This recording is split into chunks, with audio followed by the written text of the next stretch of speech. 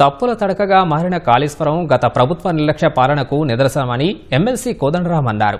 పారే వరద నీటిని ఎత్తిపోయాలనుకోవడం మూర్ఖత్వమే అవుతుందని అభిప్రాయపడ్డారు.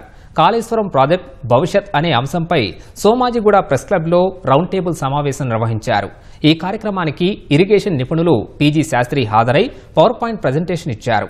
కాళేశ్వరాన్ని పక్కన పెట్టి తుమ్మిడిహట్టి పూర్తి చేయాలని కోరారు. కాళేశ్వరం ప్రాజెక్టు నిర్మించి ప్రభుత్వ సొమ్మును వృధా చేశారన్నారు.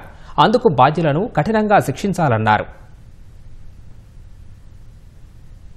ఈ బ్యారేజీలు కట్టినప్పుడు దాని బ్యాక్ వాటర్ ఎఫెక్ట్ ఎంత తీవ్రంగా ఉంటది అనేది అంచనా వేయలే. 80,000 ఎకరాలు 2 దిక్కుల్లో కూడా కలిపి దానికి సంబంధించి ఏం చేయాలనేది గవర్నమెంట్ దగ్గర ప్లాన్ లేకుండా ఇక తుమ్మిడిహెట్టిని నిర్మించుకోవటమే ఇవాళ మన ముందు మిగిలిన ఏకైకమైనటువంటి ఆప్షన్. తుమ్మిడిహెట్టిని నిర్మించి గోదావరికి ఎల్లంపల్లికి నీళ్లు ఇవ్వటమే సరి అయినటువంటి పద్ధతి. ఇప్పుడు మాత్రం ఒకటి కరాఖండిగా తేల్చవలసింది, 1,00,000 కోట్ల రూపాయలు వృధాగా మనం ఇవాళ ఆ పైసలన్నింటినీ కూడా వృధా చేసినాం.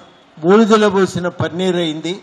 ఇంత వృధా చర్యలకు పాల్పడినందుకు బాధ్యులు ఎవరైనా వాళ్ళపైన కఠినమైనటువంటి చర్యలు ఉండాలి.